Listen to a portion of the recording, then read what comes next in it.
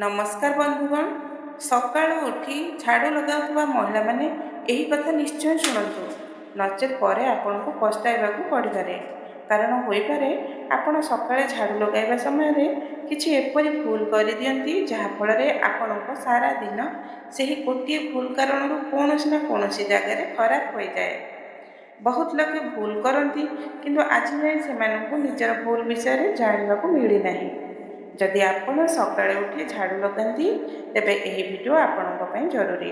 आ जदि आपण सकाळे झाड़ू लगाउ नाहंती बहुत डेरी रे लगाती तेबे मध्य एही वीडियो निश्चय देखंतु। आपणक आखि खोली जिवो आ आपण मध्य कहिबे जे हां एही कथा हमकु जणा नथिला आ आज जाए आमे एते बड़ भूल करि आसुथिलु। एबे बंधुगण आपण एही कथा निश्चय शुणिथिबे जे आम माँ भौणी मानकु सकाळे उठी निज घरर झाड़ू लगाइबा उचित। किंतु सेठारे सबुठारु बड़ भूल हेउछि जे आपण केवल एतिकी जानती जे सकाळे उठी झाड़ू लगाइबा उचित आ सकाळे झाड़ू लगाइबा अत्यंत शुभ मध्य माना जाए। तेबे आखिर भूल केउठी हेउछि? बंधुगण भूल एइठी हेउछि जे आपण सकाळर अर्थ कोन बुझुछंती। ब्रह्म मुहूर्त ना अर्थात सकाळ 3:30 परर समय, 4टार समय, 5टा बजेर समय आपण एही समय को सकाळर समय मानुछंती आ एहा सकाळर समय मध्य हेउछि। किछि लोक कोन करंती जे सेमाने एही समय रे झाड़ू लगांती, एही समयर पालन करंती आ सेमाने कहंती जे हमर जीवन रे आखिर असुविधा काहेकि आसुछि।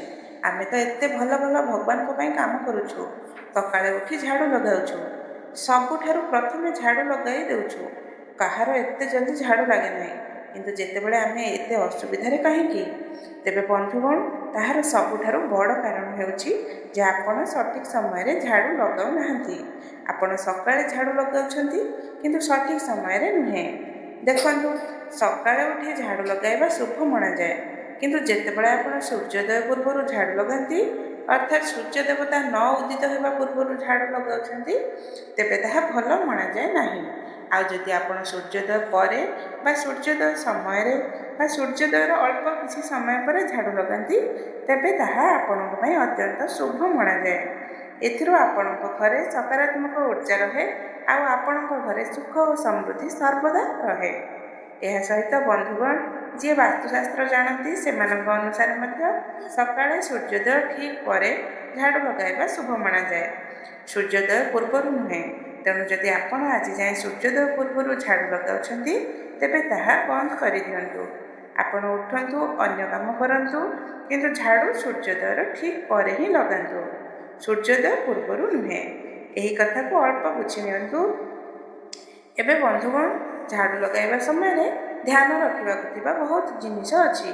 चलंतु झाड़ूर कथा कहला परे एहा तो आपण बुझी गले जे सकाळे झाड़ू लगाइबा समय रे हमकु यथाशीघ्र झाड़ू लगाइ देबा उचित। अर्थात जो माँ भौणी माने डेरी रे झाड़ू लगाती सेमानकु मध्य एही कथा बुझिबा उचित जे जदि सेमाने सूर्योदय परे झाड़ू लगाई न पारंती तेबे 6टा 7टा किंबा अंतिम 8टा पर्यंत घरर झाड़ू लागि जिबा उचित जहा सठिक मना जाए।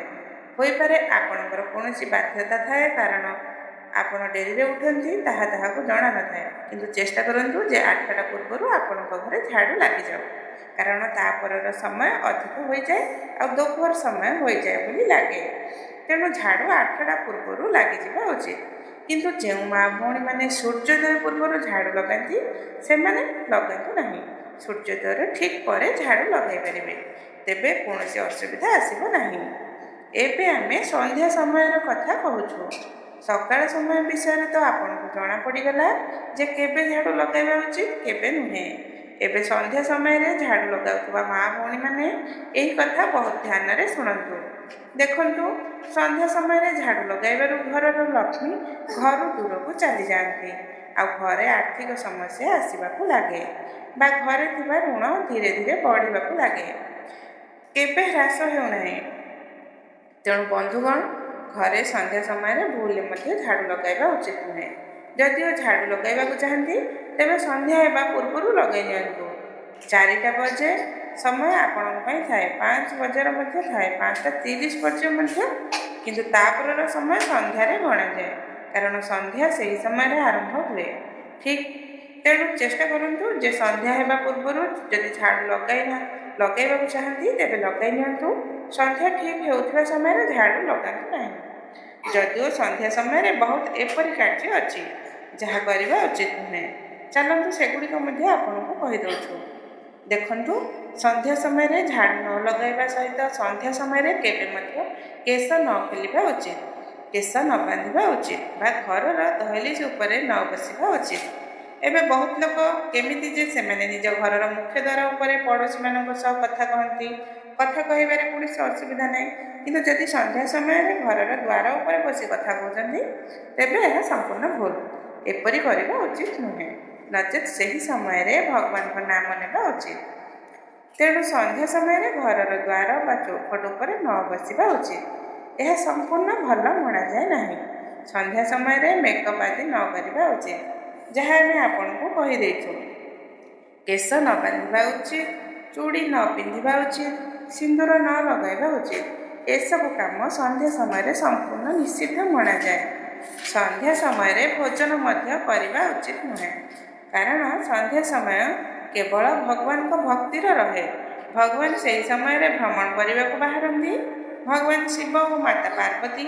ତେଣୁ ଯେତେବେଳେ ସେମାନେ ଦେଖନ୍ତି ଯେ ଆପଣ ସେମାନଙ୍କ ନାମର ଧ୍ୟାନ କରୁନାହାନ୍ତି, ଆପଣ ନିଜ କାମରେ ମଗ୍ନ, ତେବେ ସେମାନେ ଆପଣଙ୍କ ଘରୁ ଚାଲିଯାଆନ୍ତି। ଯେତେବେଳେ ଭଗବାନ ଆପଣଙ୍କ ଘରୁ ଚାଲିଯାଆନ୍ତି ତେବେ ଆପଣଙ୍କ ଘରୁ ସୁଖ ଶାନ୍ତି ମଧ୍ୟ ଯିବାକୁ ଆରମ୍ଭ ହୁଏ। ତେଣୁ ଚେଷ୍ଟା କରନ୍ତୁ ଯେ ସନ୍ଧ୍ୟାରେ ଏସବୁ କାର୍ଯ୍ୟ ଏଡ଼ାଇ ଦିଅନ୍ତୁ। ଏହା ବ୍ୟତୀତ ସନ୍ଧ୍ୟା ସମୟରେ ଝଗଡ଼ା ଝାମେଲା ସମ୍ପୂର୍ଣ୍ଣ ନ କରିବା ଉଚିତ। ଅନ୍ୟର ଘରକୁ ନ ଯିବା ଉଚିତ। ସନ୍ଧ୍ୟା ସମୟରେ ଟଙ୍କା ଖର୍ଚ୍ଚ ନ କରିବା ଉଚିତ। ଯଦିଓ ଏହି କଥା କେବଳ ଘର ପାଇଁ, ବାହାରେ କାମ କରୁଥିବା ଲୋକଙ୍କ ପାଇଁ ଏହା ପ୍ରଯୁଜ୍ୟ ନୁହେଁ, କାରଣ ସେମାନେ ଏହା ଉପରେ ନିୟନ୍ତ୍ରଣ ରଖିପାରନ୍ତି ନାହିଁ। କାରଣ ବାହାରେ ରହୁଥିବା ଲୋକଙ୍କୁ ପ୍ରତି ସମୟରେ କୌଣସି ନା କୌଣସି ଜାଗାରେ ଟଙ୍କାର ଆବଶ୍ୟକତା ପଡ଼େ, ଖର୍ଚ୍ଚ କରିବାକୁ ପଡ଼େ। ତେଣୁ ଚେଷ୍ଟା କରନ୍ତୁ ଯେ ସନ୍ଧ୍ୟାର ସେହି ନିର୍ଦ୍ଦିଷ୍ଟ ସମୟ ଯେତେବେଳେ ସନ୍ଧ୍ୟା ହେଉଛି ଆଉ ରାତି ହେବାକୁ ଯାଉଛି, ସେହି ମଧ୍ୟବର୍ତ୍ତୀ ସମୟରେ ଆପଣ ନିଜ ଟଙ୍କା କାହାକୁ ନ ଦିଅନ୍ତୁ। ତେଣୁ ସନ୍ଧ୍ୟା ସମୟରେ ଟଙ୍କା ଖର୍ଚ୍ଚ ନ କରନ୍ତୁ। ସନ୍ଧ୍ୟା ସମୟରେ ଘରୁ କୌଣସି ଜିନିଷ କାହାକୁ ନ ଦିଅନ୍ତୁ, କିନ୍ତୁ ସନ୍ଧ୍ୟା ସମୟରେ ଘରୁ ଟଙ୍କା ଦିଅନ୍ତୁ ନାହିଁ। ଘରୁ ବାହାରକୁ ଯାଇ କିଛି କିଣିବାକୁ ଯାଆନ୍ତୁ ନାହିଁ, କାରଣ ଏଥିରୁ କ'ଣ ହୁଏ, ଆମର ଘରର ଲକ୍ଷ୍ମୀ ଘରୁ ଚାଲିଯାଆନ୍ତି। କାରଣ ସନ୍ଧ୍ୟାରେ ଆମେ ନିଜ ହାତରେ ନିଜ ଲକ୍ଷ୍ମୀକୁ ଅନ୍ୟକୁ ଦେଇଦେଉଛୁ, ଚାହେ ତାହା କୌଣସି ସାମଗ୍ରୀ ରୂପରେ ହେଉ ବା ଧନ ରୂପରେ ହେଉ। ତେଣୁ ଏହି କଥାର ମଧ୍ୟ ଆପଣଙ୍କୁ ଧ୍ୟାନ ରଖିବାକୁ ପଡ଼ିବ।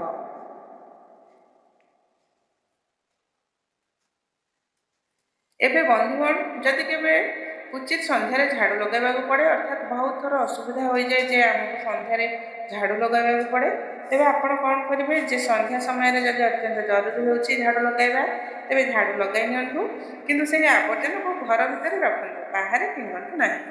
ଯଦି କୌଣସି କାରଣରୁ ଉଚିତ ହୋଇଯାଏ, ଆମକୁ ଜରୁରୀ ହୁଏ ଝାଡ଼ୁ ଲଗାଇବା, ତେବେ ଝାଡ଼ୁ ତ ଲଗାଇ ନିଅନ୍ତୁ, କିନ୍ତୁ ଆବର୍ଜନାକୁ ବାହାରେ ନ ଫିଙ୍ଗନ୍ତୁ। ଆବର୍ଜନାକୁ ଘର ଭିତରେ ରଖନ୍ତୁ। ରାତିରେ ଆବର୍ଜନା ଫିଙ୍ଗନ୍ତୁ ବା ସକାଳେ ଫିଙ୍ଗି ଦିଅନ୍ତୁ, କିନ୍ତୁ ଯଦି ଉଚିତ ବାଧ୍ୟ ହୋଇ ଝାଡ଼ୁ ଲଗାଇବାକୁ ପଡ଼େ ତେବେ କଚରା ବା ଆବର୍ଜନାକୁ ଘରୁ ବାହାରକୁ ଫିଙ୍ଗନ୍ତୁ ନାହିଁ। ସେହି କଚରାକୁ ଘର ଭିତରେ ରଖନ୍ତୁ, ପରେ ସନ୍ଧ୍ୟା ସମୟ ପରେ ବାହାରେ ଫିଙ୍ଗି ଦିଅନ୍ତୁ। ତେଣୁ ଏହି କଥାର ଧ୍ୟାନ ରଖନ୍ତୁ। ଏବେ ବନ୍ଧୁଗଣ, ଝାଡ଼ୁ କେତେ ଗୁରୁତ୍ୱପୂର୍ଣ୍ଣ। ଝାଡ଼ୁକୁ ମାତା ଲକ୍ଷ୍ମୀଙ୍କ ରୂପ ମଣାଯାଏ। ତେଣୁ ଆପଣଙ୍କୁ ଝାଡ଼ୁର ସମ୍ମାନ ମଧ୍ୟ କରିବା ଉଚିତ। ଝାଡ଼ୁକୁ ସର୍ବଦା ସଫାସୁତୁରା ରଖିବା ଉଚିତ। ଏହା ସହିତ ବନ୍ଧୁଗଣ, ଯଦି ଆପଣଙ୍କ ଘରର ଝାଡ଼ୁ ଭାଙ୍ଗି ଯାଇଛି ତେବେ ତାହାକୁ ସମ୍ପୂର୍ଣ୍ଣ ବ୍ୟବହାର କରିବା ଉଚିତ ନୁହେଁ। ଭାଙ୍ଗି ଯାଇଥିବା ଝାଡ଼ୁକୁ ଘରେ ବ୍ୟବହାର କରାଯାଏ ନାହିଁ। ଆପଣ ଦେଖିଥିବେ, ପଢ଼ିଥିବେ ଯେ ଝାଡ଼ୁ ମାତା ଲକ୍ଷ୍ମୀଙ୍କ ଏକ ସ୍ୱରୂପ। ଆମେ ତାହାର ପୂଜା ମଧ୍ୟ କରୁ। ତେଣୁ ଝାଡ଼ୁକୁ ସର୍ବଦା ସଫାସୁତୁରା ଓ ପୂର୍ଣ୍ଣ ସମ୍ମାନରେ ରଖିବା ଉଚିତ। ଭାଙ୍ଗି ଯାଇଥିବା ଝାଡ଼ୁ ଥିଲେ ତାହାକୁ ତୁରନ୍ତ ବଦଳାଇ ନେବା ଉଚିତ। ଭାଙ୍ଗି ଯାଇଥିବା ଝାଡ଼ୁରୁ ଘରର ଝାଡ଼ୁ ନ ଲଗାଇବା ଉଚିତ। ଝାଡ଼ୁ ରଖିବାର ସ୍ଥାନ, ଝାଡ଼ୁ ରଖିବାର ସ୍ଥାନ ମଧ୍ୟ ଆମେ ଆପଣଙ୍କୁ କହିଦେଉଛୁ। ଯେହେତୁ ଏତେ କଥା ଆମେ ଆପଣଙ୍କୁ କହିଦେଇଛୁ, ଝାଡ଼ୁକୁ ସର୍ବଦା ଏପରି ସ୍ଥାନରେ ରଖିବା ଉଚିତ ଯେଉଁଠାରେ କାହାର ନଜର ନ ପଡ଼େ। ଏବେ ଏହି ନଜର ନ ପଡ଼ିବାର ସ୍ଥାନ ଆପଣ ନିଜ ଘରେ ଦେଖିନିଅନ୍ତୁ, କିନ୍ତୁ ଆପଣଙ୍କୁ କେବଳ ଏହି କଥାର ଧ୍ୟାନ ରଖିବାକୁ ପଡ଼ିବ ଯେ ଝାଡ଼ୁକୁ ପଶ୍ଚିମ ଦିଗରେ କୋଠରୀରେ ରଖିବା ଉଚିତ। ସେଠାରେ ସବୁଠାରୁ ଭଲ ମଣାଯାଏ। କେବଳ ଧ୍ୟାନ ରଖନ୍ତୁ ଝାଡ଼ୁର ନଜର ସଭିଙ୍କ ଉପରେ ନ ପଡ଼ୁ, ଝାଡ଼ୁରେ କାହାର ଠୋକ୍ ନ ଲାଗେ, ଅର୍ଥାତ୍ ଆପଣଙ୍କ ଗୋଡ଼ ଆଦି ଝାଡ଼ୁରେ ନ ଲାଗୁ, ଏପରି ସ୍ଥାନରେ ରଖିବା ଉଚିତ। ଆଉ ଏହି ଝାଡ଼ୁକୁ ହଲ୍ରେ ଯେଉଁଠାରେ ଲୋକେ ଆସନ୍ତି ସେଠାରେ ନ ରଖିବା ଉଚିତ। ବିଛଣା ତଳେ ମଧ୍ୟ ରଖିବା ଉଚିତ ନୁହେଁ। ରୋଷେଇ ଘରେ ମଧ୍ୟ ରଖିବା ଉଚିତ ନୁହେଁ। ଏହା ବ୍ୟତୀତ ଆପଣ ଯେଉଁଠାରେ ଚାହାନ୍ତି ସେଠାରେ ରଖନ୍ତୁ। ଆମେ ଆପଣଙ୍କୁ କହିଥିବା ନିୟମ ଅନୁସାରେ ଦେଖି ତେଣୁ ଏହି କଥାର ବିଶେଷ ଧ୍ୟାନ ରଖନ୍ତୁ। ଯଦି ଆପଣଙ୍କ ଘରେ ଦାରିଦ୍ର୍ୟ ଅଛି ତେବେ ସକାଳେ ଉଠି ଆମେ ଆପଣଙ୍କୁ ଯେଉଁ ନିୟମ କହିଛୁ ଯେ ସକାଳେ ଉଠି ସୂର୍ଯ୍ୟୋଦୟର ଠିକ୍ ପରେ ଝାଡ଼ୁ ଲଗାନ୍ତୁ, ଏଥିରୁ ଆପଣଙ୍କ ଦାରିଦ୍ର୍ୟ ଦୂର ହୁଏ। ଏଥିରୁ ଭଗବାନ ମାତା ଲକ୍ଷ୍ମୀଜୀଙ୍କର ଆଶୀର୍ବାଦ ମଧ୍ୟ ଆପଣଙ୍କ ଉପରେ ହୁଏ। ତେଣୁ ଆପଣଙ୍କୁ ସକାଳୁ ଜଲ୍ଦି ଉଠି ଝାଡ଼ୁ ଲଗାଇବା ଉଚିତ, କିନ୍ତୁ ସୂର୍ଯ୍ୟୋଦୟ ପୂର୍ବରୁ ନୁହେଁ, ସୂର୍ଯ୍ୟୋଦୟର ପରେ। ଏହା ସବୁଠାରୁ ଅଧିକ ଧ୍ୟାନ ଦେବା ଯୋଗ୍ୟ କଥା। ତେଣୁ ଆପଣ ଏହି କଥାର ଧ୍ୟାନ ରଖନ୍ତୁ। ଏବେ ବନ୍ଧୁଗଣ, ଆପଣଙ୍କ ମନରେ ଆଉ ଏକ ପ୍ରଶ୍ନ ଆସିପାରେ ଯେ ଆମେ ଝାଡ଼ୁ ଲଗାଇ ଦେଇଛୁ, ଏବେ ପୋଛା ଲଗାଇବା କେଉଁ ଦିନ ହୁଏ? ପୋଛା ଆମକୁ କେବେ ଲଗାଇବା ଉଚିତ, କିପରି ଲଗାଇବା ଉଚିତ ତାହା ମଧ୍ୟ ଆମେ ଆପଣଙ୍କୁ ଏଠାରେ ଜଣାଇ ଦେଉଛୁ।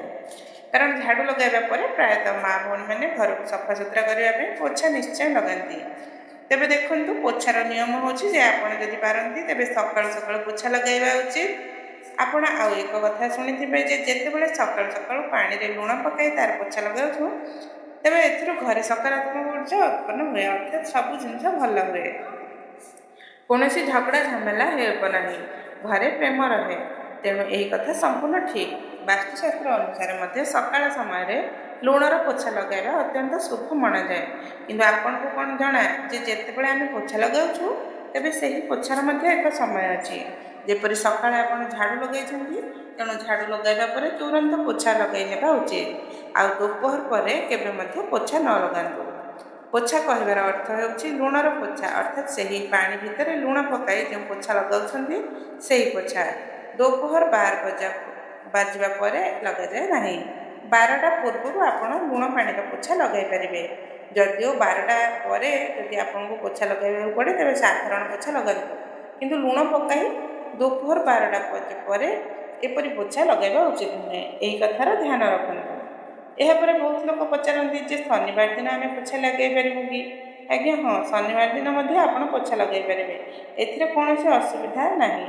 ଏବେ ଦେଖନ୍ତୁ ବନ୍ଧୁଗଣ, ଆମେ ଆପଣଙ୍କୁ ଆଉ ଏକ କଥା କହିଦେଉଛୁ ଯେ ପୋଛା ଲଗାଇବାର ସମୟ ହେଉଛି ସକାଳର ସମୟ। ବାକି ଦୁପହର ଓ ସୂର୍ଯ୍ୟାସ୍ତ ପରେ ପୋଛା ନ ଲଗାଇବା ଉଚିତ। ଏଥିରୁ ମଧ୍ୟ ଆପଣଙ୍କୁ ଏଡ଼ାଇ ଚାଲିବା ଉଚିତ, କାରଣ ସକାଳ ସମୟରେ ପୋଛା ଲଗାଇବାରୁ ସକାରାତ୍ମକ ଉର୍ଜା ଆମ ଘରକୁ ଆସେ। କିନ୍ତୁ ଯଦି ଆମେ ଦୁପହର ପରେ ବା ସୂର୍ଯ୍ୟାସ୍ତ ସମୟରେ ପୋଛା ଲଗାଉଛୁ ତେବେ ଏଥିରୁ ଘରେ ନକାରାତ୍ମକ ଉର୍ଜା ମଧ୍ୟ ଆସିବାକୁ ଲାଗେ। ତେଣୁ ଏହି କଥାର ଆପଣଙ୍କୁ ଧ୍ୟାନ ରଖିବାକୁ ପଡ଼ିବ। ଏହାପରେ ଗୁରୁବାର ଏପରି ଏକ ଦିନ ଯେଉଁଦିନ ଆପଣଙ୍କୁ ପୋଛା ନ ଲଗାଇବା ଉଚିତ। କିଛି ଲୋକ ଏହି କଥାକୁ ମାନନ୍ତି, କିଛି ଲୋକ ମାନନ୍ତି ନାହିଁ। କାରଣ ଏଥିରୁ କ'ଣ ହୁଏ ଯେ ଘରେ ଦରିଦ୍ରତା ଆସିବାକୁ ଲାଗେ, ଘରେ ବହୁତ ସମସ୍ୟା ଆସିବାକୁ ଲାଗେ, ଆଉ ଏକାଦଶୀ ଦିନ ରହେ। ତେଣୁ ଚେଷ୍ଟା କରନ୍ତୁ ଯେ କୌଣସି ବିଶେଷ ଦିନ ଯେଉଁଠାରେ କିଛି ନିୟମର ପାଳନ ରହେ ତେବେ ସେହି ଦିନ ଗୁଡ଼ିକରେ ପୋଛା ନ ଲଗାନ୍ତୁ। ତେଣୁ ଏକାଦଶୀ ଦିନ ମଧ୍ୟ ଆପଣଙ୍କୁ ପୋଛା ଲଗାଇବାରୁ ଏଡ଼ାଇ ଚାଲିବା ଉଚିତ। ବାକି ଲୁଣ ପୋଛା ଏହା ବ୍ୟତୀତ ଆପଣ ଯେକୌଣସି ଦିନ ଲଗାଇ ପାରିବେ। ସେହି ମଧ୍ୟ ସକାଳ ସମୟରେ ପୋଛା ଲଗାଇବା ସବୁଠାରୁ ଅଧିକ ସଠିକ୍ ମଣାଯାଏ। ଏହାପରେ ବନ୍ଧୁଗଣ, ଯଦି ଆପଣଙ୍କର କୌଣସି ପୁରୁଣା ଝାଡ଼ୁ ଅଛି, ଆପଣ ଯାହାକୁ ଘରୁ ବାହାର କରିବାକୁ ଚାହାନ୍ତି ଆଉ ନୂଆ ଝାଡ଼ୁ ଘରକୁ ଆଣିବାକୁ ଚାହାନ୍ତି, ତେବେ ତାହାକୁ ଶନିବାର ଦିନ ଘରୁ ବାହାର କରି ଦିଅନ୍ତୁ ବା ଅମାବାସ୍ୟା ଦିନ ଘରୁ ବାହାର କରି ଦିଅନ୍ତୁ। ତେଣୁ ଏହି ଯେଉଁ 2 ଦିନ ମଧ୍ୟରୁ କୌଣସି ଏକ ଦିନ ଆପଣ ନିଜ ଘରର ପୋଛାକୁ ଏଠାରେ ବାହାର କରିପାରିବେ ଆଉ ନୂଆ ଝାଡ଼ୁକୁ ଘରେ ଆଣିପାରିବେ ଆଉ ସେହି ନୂଆ ଝାଡ଼ୁର ଆରମ୍ଭ ଘରେ ପୋଛା ଲଗାଇ କରିପାରିବେ। ତେଣୁ ଏହି କଥା ଆପଣଙ୍କୁ ଧ୍ୟାନ ରଖିବାକୁ ପଡ଼ିବ। ବାକି ଏହା ବ୍ୟତୀତ ବନ୍ଧୁଗଣ, ଆମେ ଆପଣଙ୍କୁ ସବୁ ଜିନିଷ କହିବାକୁ ଚେଷ୍ଟା କରୁଛୁ। ଯଦି ଆପଣଙ୍କ ମନରେ ଏବେ କୌଣସି ପ୍ରଶ୍ନ ଅଛି ତେବେ ଆମଠାରୁ କମେଣ୍ଟ କରି ପଚାରି ପାରିବେ। ଯଦି ଆପଣଙ୍କୁ ଆମ ଭିଡ଼ିଓଟି ଭଲ ଲାଗିଛି ତେବେ ଜୟ ଶ୍ରୀରାମ ନିଶ୍ଚୟ ଲେଖନ୍ତୁ। ରହୁଛି। ଜୟ ଶ୍ରୀରାମ।